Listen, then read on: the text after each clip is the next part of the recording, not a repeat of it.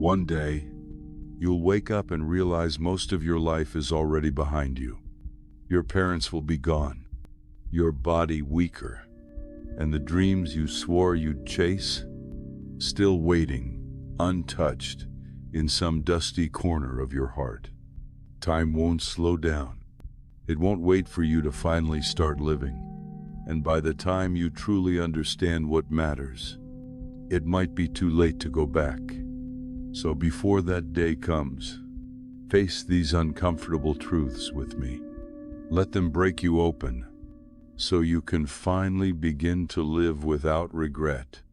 Take a breath, stay here, and let's see what growing older is really trying to teach you. 1. Time speeds up as you age. Have you ever noticed how a single summer felt endless when you were a child? How 2 weeks off from school seemed like a vast ocean of time, brimming with possibilities. Days felt like lifetimes back then. We would wake up with the sun, hearts racing with excitement simply because the day was new and anything could happen. But as you grow older, the seasons start to blur. The years stack upon each other like fragile sheets of paper, thin, fleeting, and dangerously easy to lose track of. Suddenly you catch yourself saying, "Wasn't it just January? How is it already July?" The calendar pages flutter by like startled birds, leaving you grasping at them in vain. Why does this happen? Why does time accelerate, sweeping us along with it? It's a question philosophers, scientists, and poets alike have pondered for centuries. Some suggest it's because each new year becomes a smaller fraction of your life. To a 5-year-old, a year is 20% of their entire existence. But to a 50-year-old, a mere 2%. Perhaps our brains also grow accustomed to routines, so fewer new memories are created. And without those new markers, time simply slips by, unrecorded. Imagine driving down a road you've never traveled before. You're alert, noticing every sign, every curve, every towering tree. The journey feels long, but drive that same route 100 times, and it becomes a blur. You barely register the landmarks. Life, sadly, works much the same way. Novelty slows time. Familiarity speeds it up. So the older we get and the more we live inside routines, the faster time seems to fly. Maybe this is why children are so often brimming with awe.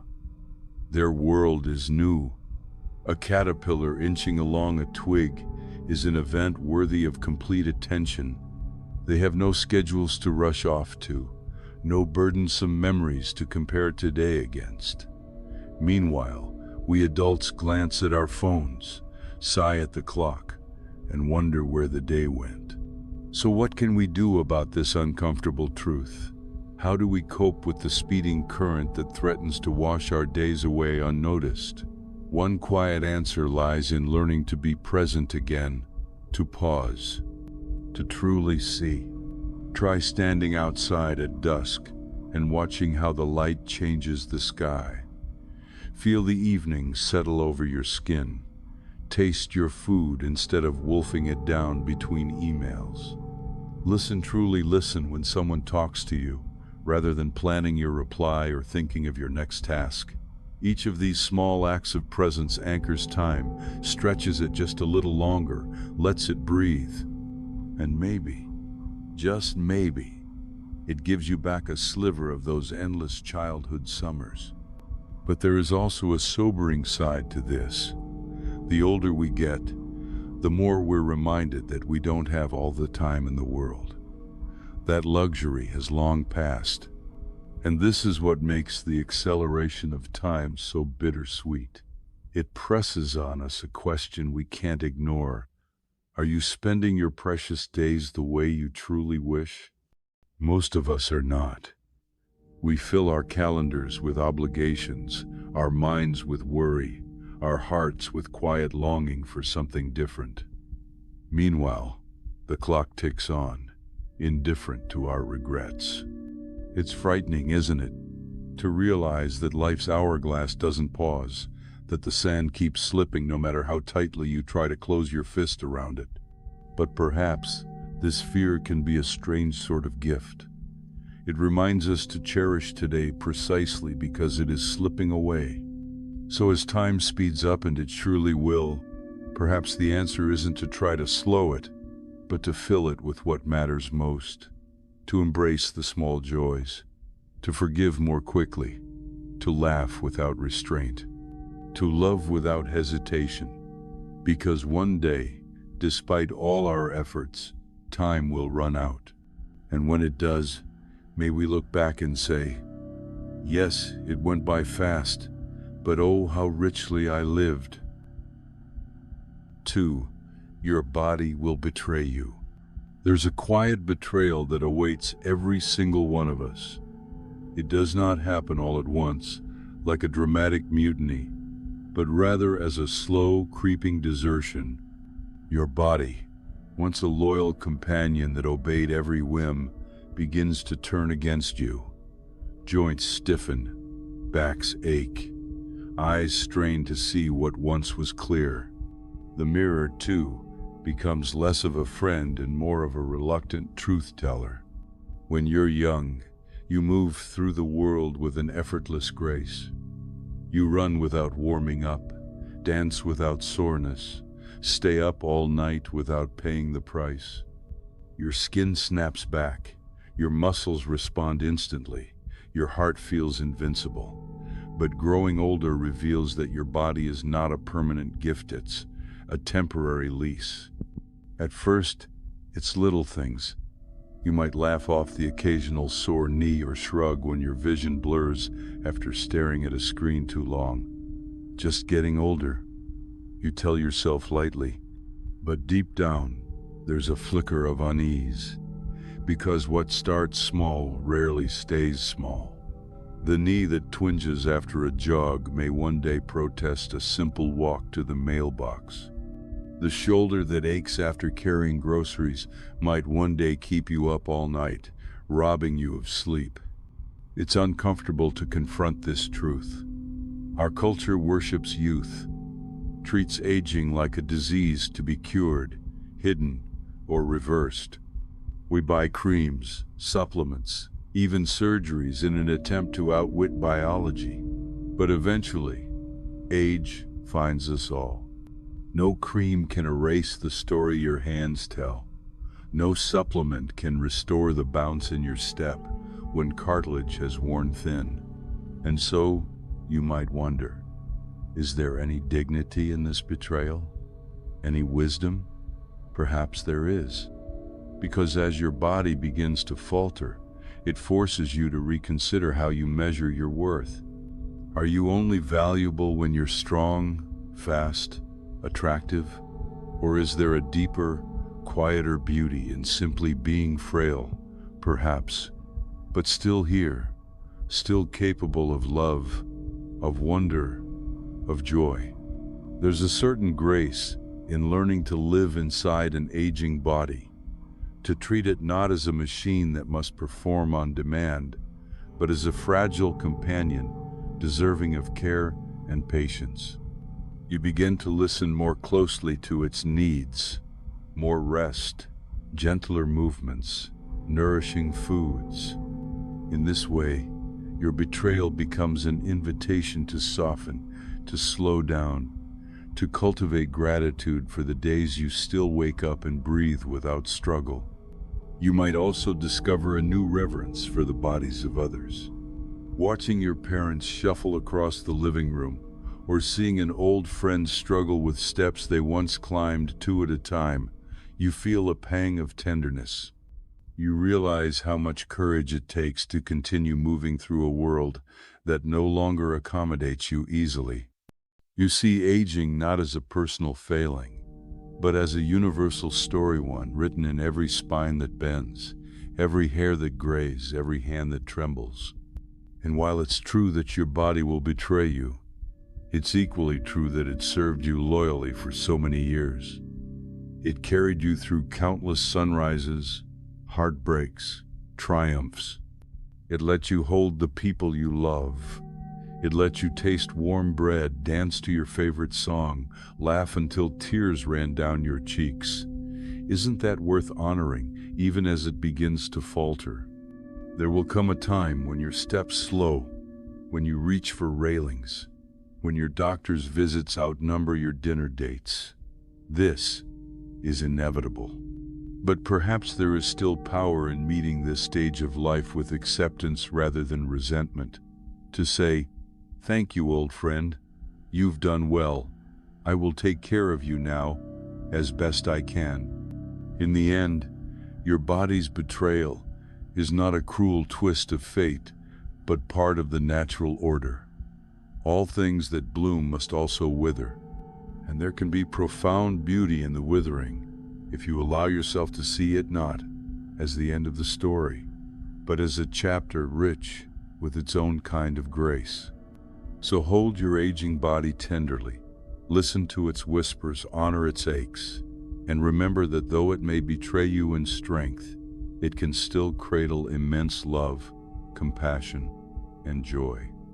And perhaps that is the truest measure of all. 3. Friendships naturally fade away. There's a soft sorrow that often accompanies growing older, a sorrow born not of dramatic heartbreaks, but of gentle, unspoken drifting. The truth is, friendships that once felt unbreakable often fade, not through anger or betrayal, but through the quiet erosion of time, distance, and life's changing seasons. Remember how easily you made friends when you were young? A shared laugh on the playground was enough.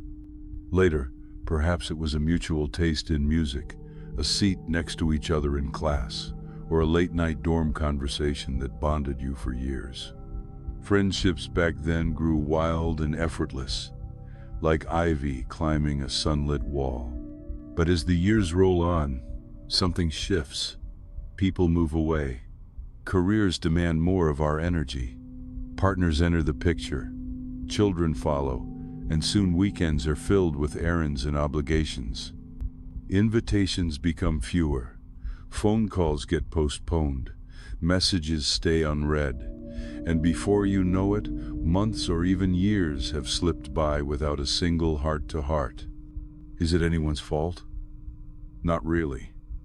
Life simply pulls us in different directions. Priorities change, responsibilities mount, and the space once held for spontaneous connections shrinks. You might find yourself thinking of an old friend fondly, someone who once knew every secret you held, and realize with a small ache that you don't quite know them anymore. There's also a deeper, more unsettling reality. Some friendships have a natural lifespan. They were meant to accompany you through a particular chapter, to teach you certain lessons, to hold your hand through specific storms. When that chapter closes, the closeness often does too. It's not that the love wasn't real. It's just that people grow, and sometimes they grow in different directions. This can feel like a quiet kind of grief. Who do you text now with your midnight thoughts? Who finishes your sentences, laughs before you even get to the punchline? Who knows the texture of your past the way they did? It's a loneliness uniquely tied to growing older. The realization that some of the people who built your happiest memories are no longer present to share your current ones. But perhaps there's also a tender wisdom in accepting this. Friendships fading doesn't mean they failed. In fact, their very existence was a triumph. For a time, you found each other in this vast, spinning world. You shared secrets, laughter, tears. You walked together through heartbreaks and victories. That's no small thing. And if you're lucky, you'll still have a handful of friendships that stand the test of time. Those rare souls who resurface even after long silences, and it feels like no time has passed at all. These are precious, to be watered and tended carefully. But even then, the shape of the relationship often changes. The carefree hours once spent together might now be squeezed into an annual coffee date, surrounded by updates about jobs and families. The bond remains, but it takes on a quieter, more mature form. So what do we do with this truth that friendships naturally fade away? Perhaps we learn to hold them more lightly, to treasure them while they're vibrant, but also to let them go with grace when their season ends. We can carry gratitude instead of bitterness. We can honor the chapters we shared without demanding that every character stay until the last page. And maybe we stay open to new connections, even as we age. Because while making friends feels harder when you're older, when your routines are set, your heart perhaps a little guarded, it's still possible. Sometimes a kindred spirit appears at a parent-teacher meeting, at work, or even in line at the grocery store. Life has a quiet way of surprising us if we let it. In the end, the gentle fading of friendships is one of those uncomfortable truths that shapes the landscape of growing older. It teaches us about impermanence, about the delicate, transient beauty of human connection. And perhaps it makes us cherish more fiercely the moments of true companionship, knowing that like everything else, they too are fleeting. So reach out when you can. Say, "I miss you," even if it feels awkward. Send that text, plan that visit, and when friendships inevitably drift, remember, they were never wasted. They were precious precisely because they could not last forever. 4. Regret becomes a frequent companion. There's a point in life different for everyone when regret starts to walk beside you more closely. It slips its arm through yours without asking and becomes a quiet companion, whispering reminders of paths not taken, words left unsaid, chances forever missed. When we are young, regret feels like a distant concept, something reserved for the older, wearier, and perhaps the unlucky. In youth, the horizon stretches endlessly. Mistakes seem easily repairable. Time feels limitless. But as the years accumulate, so too do the moments we wish we could redo. They stack up in the dim corners of our memory, surfacing in the still hours of the night. Regret often arrives in small, tender forms. Maybe you wish you had called your grandmother more before she passed. Maybe you regret staying too long in a job that slowly drained your spirit, or not telling someone you love them when your heart was brimming with it. Perhaps you ache over being too harsh with your children on days when your patience was thin. These aren't always grand tragedies often. They are quiet, deeply personal wounds. And the uncomfortable truth is that as you grow older, these regrets multiply. Because living necessarily means choosing, and every choice is 1,000 unchosen possibilities.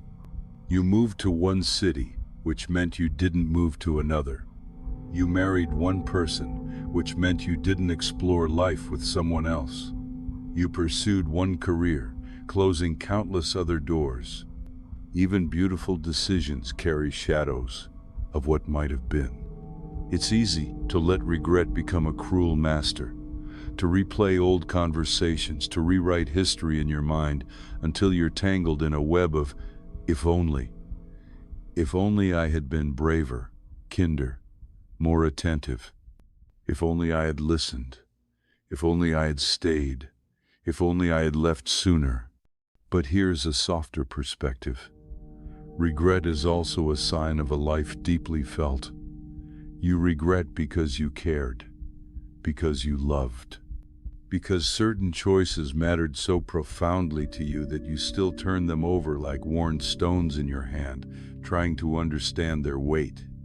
Would you really want to be someone so indifferent that nothing left a mark? Still, regret can become heavy if carried wrong. It can harden you, make you fearful of new risks, or drown your days in what-ifs.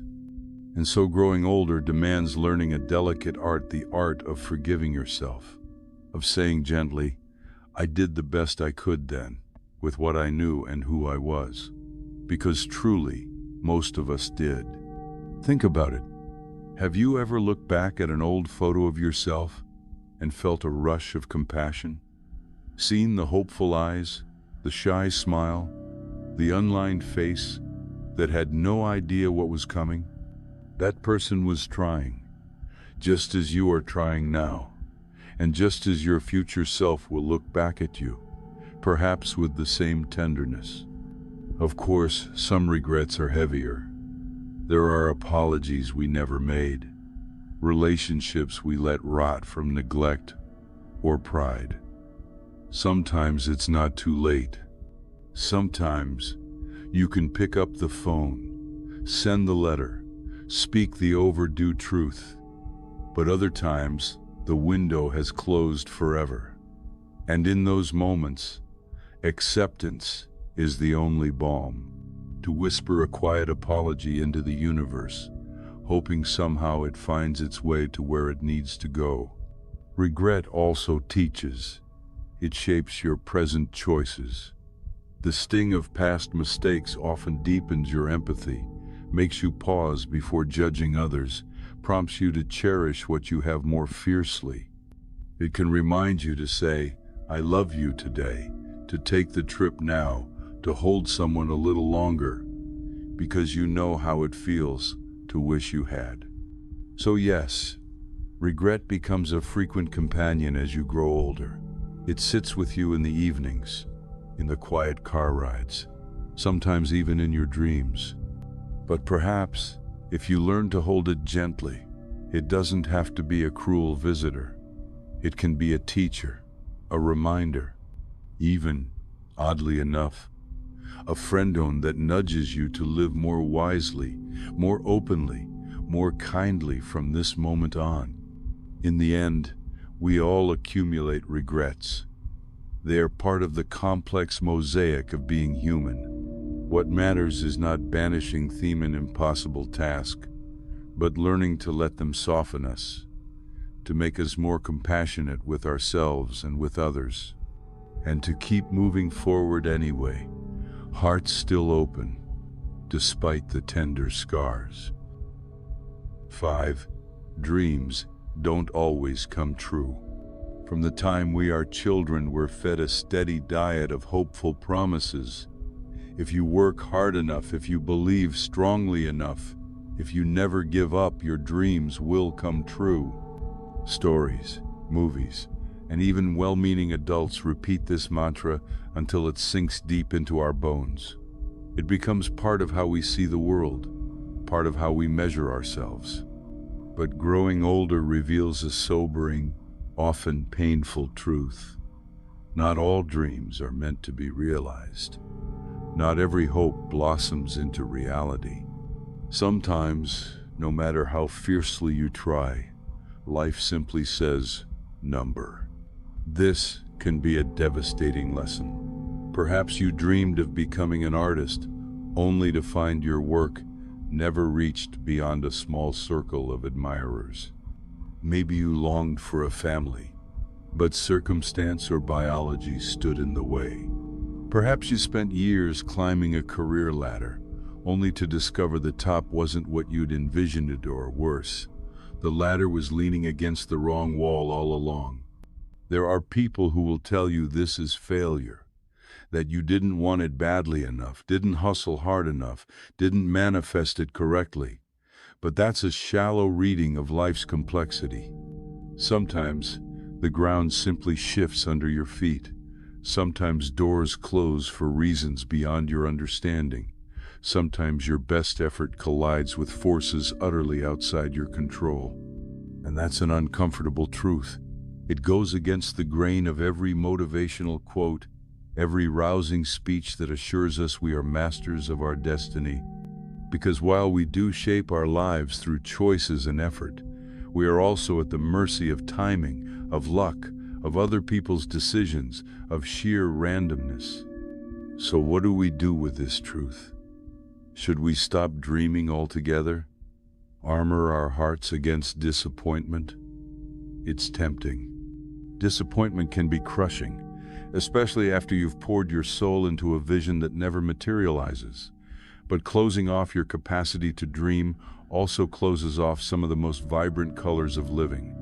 Hope, after all, is a kind of lifeblood. It keeps us reaching, growing, imagining. Perhaps the answer is to hold our dreams with open hands, to pursue them wholeheartedly, but not tie our entire worth to whether they come true. To understand that the pursuit itself often shapes us more deeply than the achievement would have. Think of all the skills you gained chasing something that didn't pan out, all the people you met along the way, all the hidden corners of your heart you discovered in striving. And sometimes, letting go of one dream clears space for another, something unexpected, something better suited to who you are now, rather than who you were when that first dream took root. Life has a way of surprising us when we least expect it, offering joys we never thought to ask for. There's also a quiet nobility in mourning the dreams that didn't come true, to sit with the ache honestly, without rushing to cover it over with platitudes. It's okay to grieve what might have been.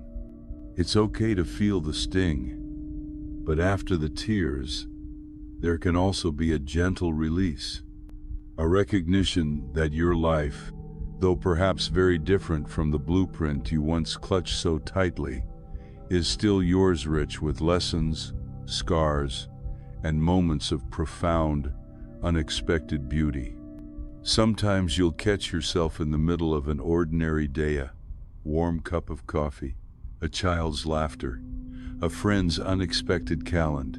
Realize that though many of your dreams didn't come true, you're still surrounded by small wonders that make this life worth living. Wonders that your younger self, so busy chasing distant horizons, might have overlooked. So yes, growing older means confronting the reality that not every dream is destined to be fulfilled. But it also invites a deeper, more nuanced understanding of joy, a kind that isn't dependent on grand achievements or perfect outcomes, but that finds contentment in the messy, unpredictable unfolding of your days. In the end, maybe the most profound dreams are not about what you accomplish, but about who you become, someone resilient, compassionate, open to life's surprises. And perhaps that, quietly, is its own kind of dream come true. 6. Loneliness strikes even among company. There's a misconception many of us carry, often unknowingly, that loneliness is a problem reserved for the solitary. That if you simply surround yourself with enough people, family, friends, co-workers, you'll be inoculated against that hollow, echoing ache. But growing older reveals another uncomfortable truth. You can be profoundly lonely even when you're never technically alone. It's an unsettling experience to sit at a table full of laughter and chatter, yet feel quietly disconnected, as if you're watching life through glass. Or to lie next to someone you love, shoulder to shoulder in the dark, yet feel an ocean apart. Loneliness, it turns out, isn't merely about proximity, it's about connection, about being seen and understood at your most tender depths. Why does this feeling often intensify with age? Perhaps because as we grow older, our inner worlds become more intricate. We accumulate experiences, losses, private aches that don't always find words. Not everyone around us has lived through the same shadows. The older we get, the more likely it is that the things that shape our griefs, our longings, even our joys become difficult to fully share. And so, we carry them alone. There's also a quiet erosion of community that many people face in adulthood. School and early work environments naturally thrust us into constant social contact. Friendships spring up almost by default. But later, life becomes more compartmentalized. We retreat into households, get swallowed by demanding schedules, and the casual, easy connections of youth fade. Even when we do gather with others, the conversations often skim the surface. Work updates, polite small talk, safe anecdotes that never quite touch the heart. This isn't to say meaningful connection is impossible as you age far from it. In fact, some of the deepest bonds are formed later in life, when people finally feel free to drop their masks. But it often requires more deliberate effort. Vulnerability doesn't come as readily. Trust is slower to build, weighed down by old wounds and disappointments. So what do we do with this particular loneliness? The kind that can visit even in the company of those we care about.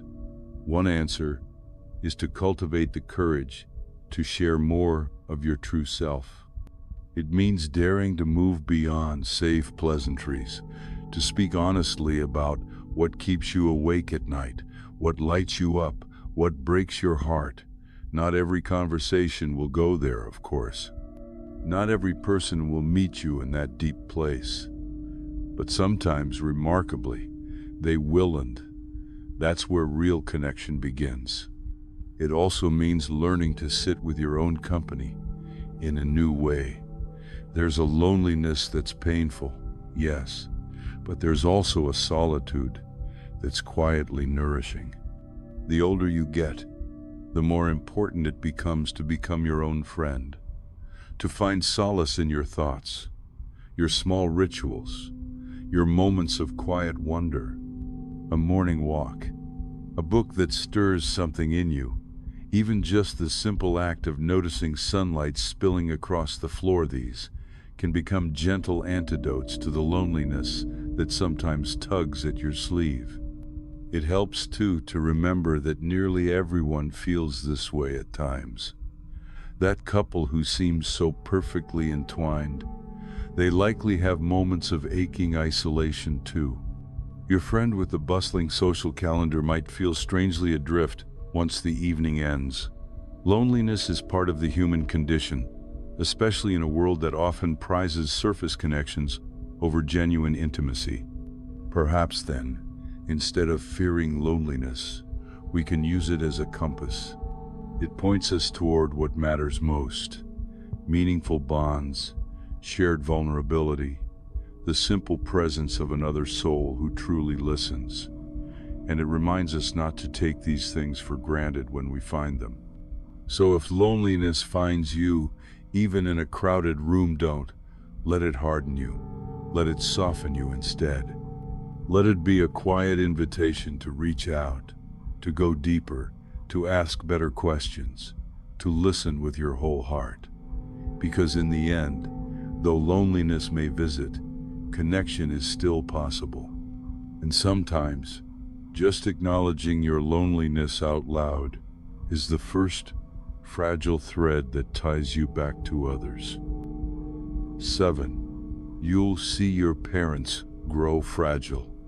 Of all the uncomfortable truths about growing older, few pierce the heart quite like this one. One day, you'll look at your parents and realize they are no longer the indestructible figures of your childhood. The people who once carried you with effortless strength, who seemed to stand above the world's troubles, will start to shrink before your eyes, both in stature and in vitality. It often happens so subtly that you don't notice at first. A slight stoop to your father's back, your mother asking you to open jars she once twisted open without a thought. You might catch a fleeting tremor in their hands, a moment of confusion when they lose a name or forget why they walked into a room. At first, it's easy to laugh it off. "Oh, Mom, you're just tired. Dad, you're being forgetful again." But somewhere inside, a quiet fear begins to grow, because then come the more difficult moments. The phone call that your parent fell in the bathroom, the hospital stays, the lined faces that look so much older under fluorescent lights. The day you see your mother flinch from the cold, and suddenly she looks so small, almost childlike. Or you notice how slowly your father rises from a chair, gripping the armrests for balance. And it hits you, almost without warning. The roles are changing. You are becoming the caretaker. They are becoming the ones who must be looked after. This reversal is as natural as the changing seasons, yet it can feel profoundly disorienting. The hands that once steadied your bicycle now reach for yours to steady themselves. The voices that once calmed your nightmares may now call you in the middle of the night, worried and uncertain. And in all of it is the uncomfortable realization that time is moving exactly as it should, only now it's taking them along paths that lead inexorably toward decline. There's also another ache that surfaces: guilt.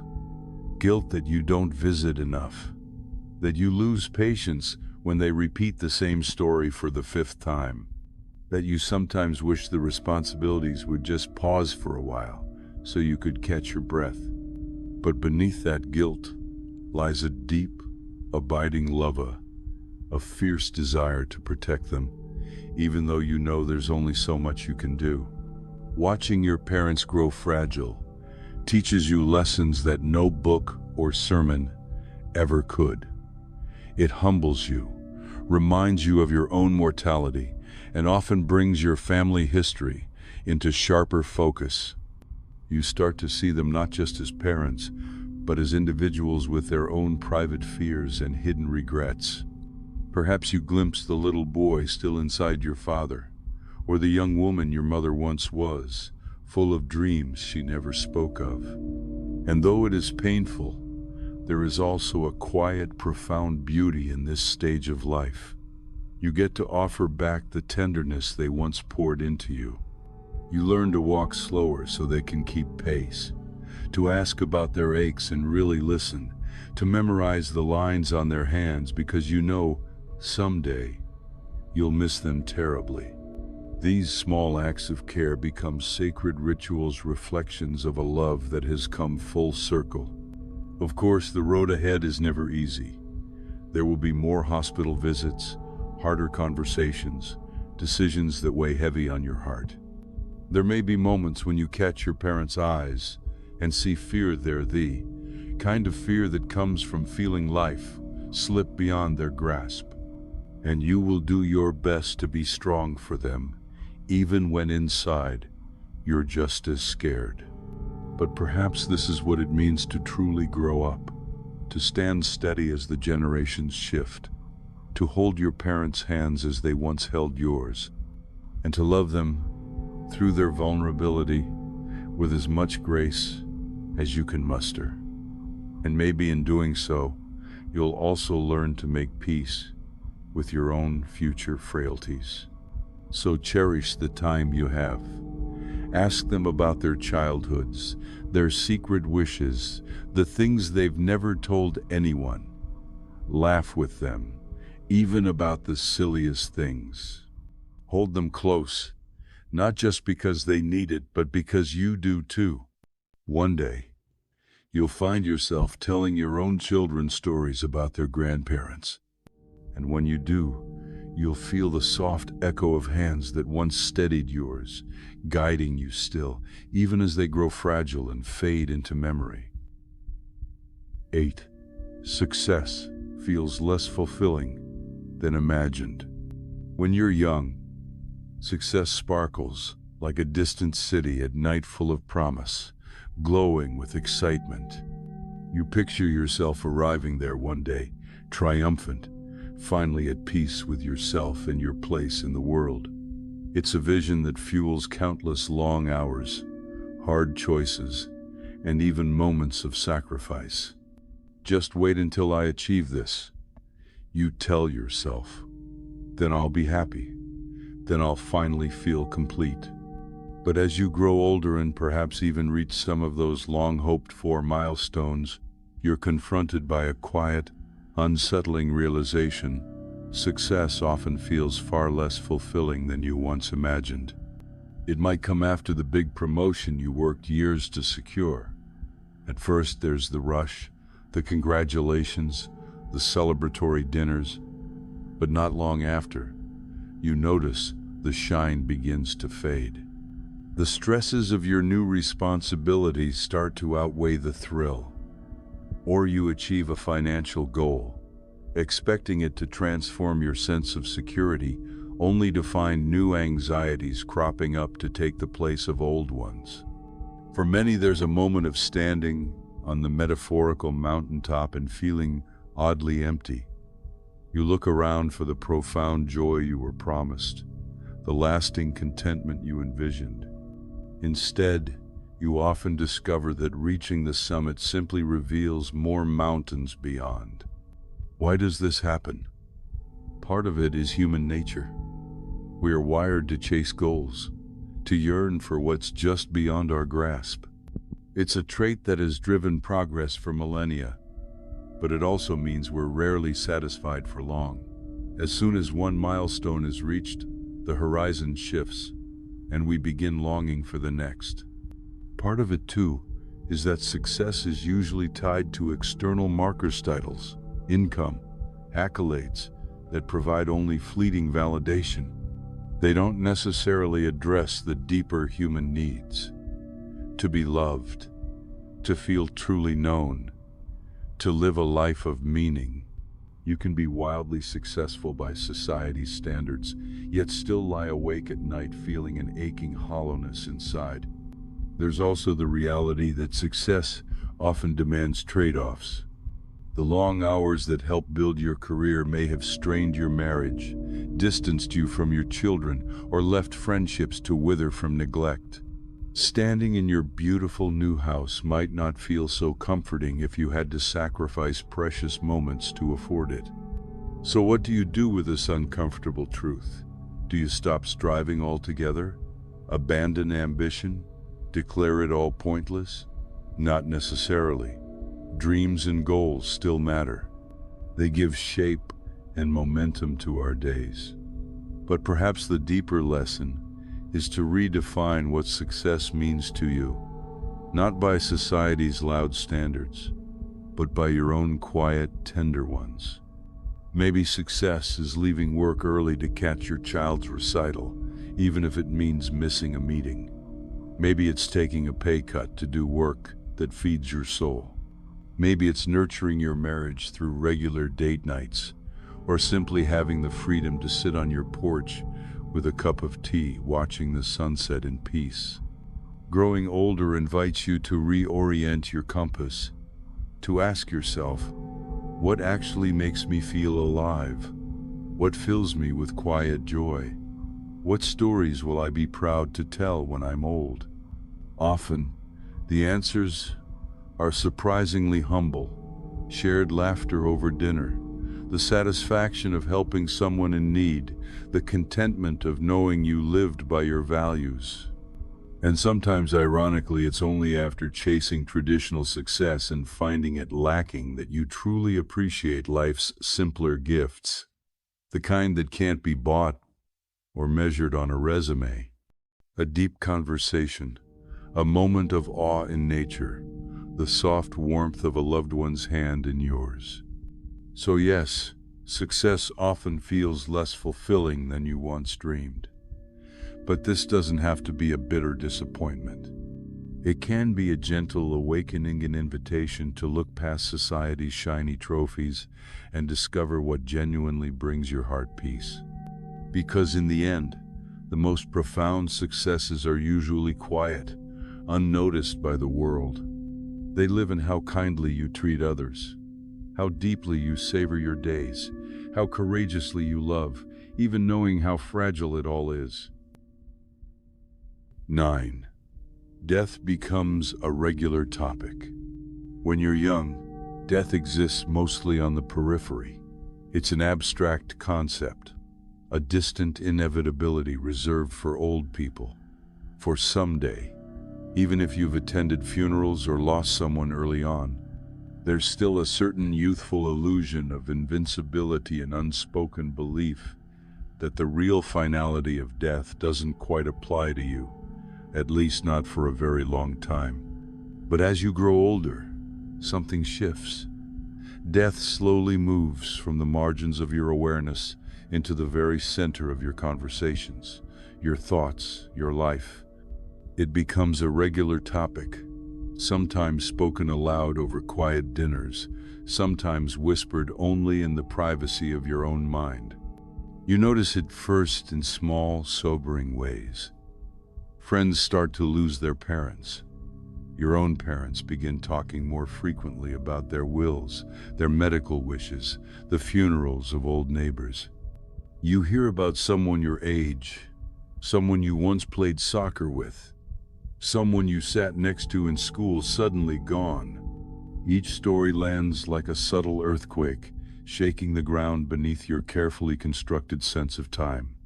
And gradually, you find yourself talking about death more often too. Not out of morbid fascination, but because it becomes part of the landscape of life. You discuss whether you'd want to be kept on life support, or you'd like your ashes scattered, the kinds of goodbyes you hope to have. These are tender, awkward conversations, yet there's a strange intimacy and theme of recognition that we're all walking the same fragile path. Perhaps most unsettling is how death shifts from being an abstract fate to a deeply personal inevitability. You start to notice more funerals than weddings on your calendar. You think about your own body wearing down, the quiet possibility that an ache or cough might one day be something more. You begin to reckon with your own mortality, not just intellectually, but viscerally. Is it frightening? Of course. We're wired to cling to life. The thought of your own non-existence, of everything you know simply blinking out, is almost too vast to truly grasp. But oddly, the more you carry this awareness, the more it reshapes how you live. Because death, uncomfortable as it is to contemplate, has a way of clarifying what matters. It strips away petty concerns, reveals the preciousness of time. Arguments that once seemed important start to feel hollow. Ambitions that were once all-consuming shrink in significance. In their place grows a deeper reverence for simple moments.